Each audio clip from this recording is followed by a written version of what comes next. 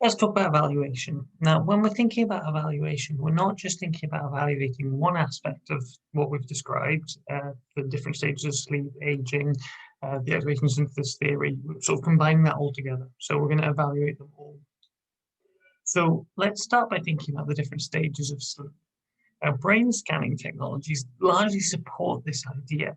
We're in an age now where brain scans can actually be done while people are sleeping. We call them sleep studies. We attach electrodes to the head.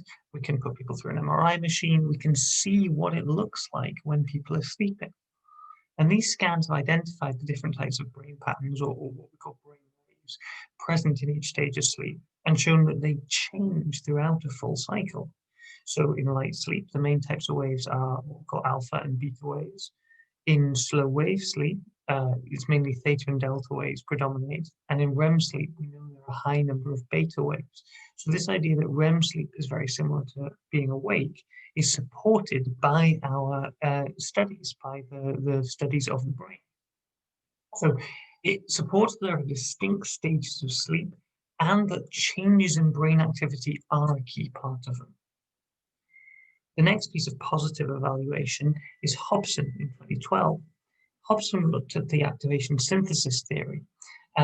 He injected participants with something called acetylcholine, and that's a neurotransmitter, basically a chemical that's used to connect brain cells together. And acetylcholine is often produced during electrical activity. And what Hobson found was that if he could simulate he used acetylcholine essentially to stimulate the process of electrical activity. So what he did is he gave people more acetylcholine, and he found that those people dreamt more. So he'd have people who had similar experiences of their day, but if they had more electrical activity, more acetylcholine, they dreamt more. So what that meant was that basically we can see here that whether or not we dream is not really related to what happened in our day, to deep-seated childhood trauma, to anything else like that. It's actually just related to the amount of electrical activity in our brain.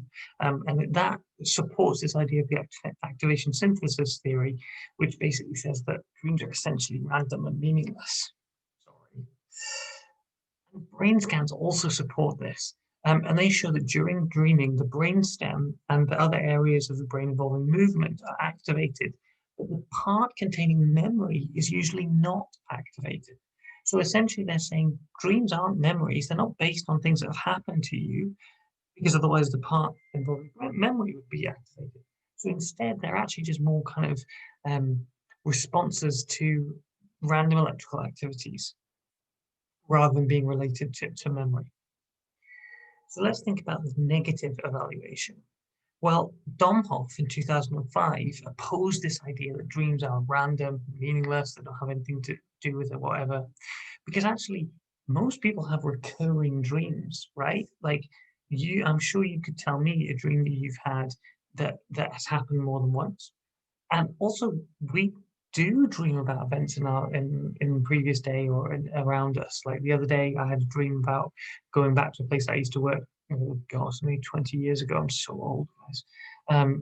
Nearly 20 years ago, I went back there as an adult and I met people that I knew when I was there. That's not random. That's specifically related to memories that I've had. And I'm sort of saying this is true for you. So activation synthesis might explain the random element of our dreams. So, for example, if you're having a dream about being at school and there's an elephant there, or you're having a dream about being at school and then you're suddenly falling through space, activation synthesis might explain those aspects of it, but it can't explain the fact that we have recurring dreams and that we do dream about places that we remember. So there's a lot of other studies that have suggested that maybe only about 34%, maybe only about a third of dreams don't make logical sense. So what Domohoff is saying is basically you can't use activation synthesis theory to explain all dreams because dreams aren't entirely random. And also, if we look at other studies looking at young children, those also seem to oppose this idea of activation synthesis theory, because even though they experience REM sleep and they have these neurons activated in the pons, these what activation synthesis is saying. It's these weird activations, and we're synthesizing the information together, bringing it together. They don't seem to have that many dreams. Young children don't have a lot of dreams, and they're not very active. So that doesn't fit with activation synthesis as well. Largely speaking, it would appear that that activation synthesis is a useful tool for explaining some aspects of dreaming, that they are just this kind of REM sleep kind of causing crazy stuff in our brain trying to make sense of it, but they can't explain all dreams.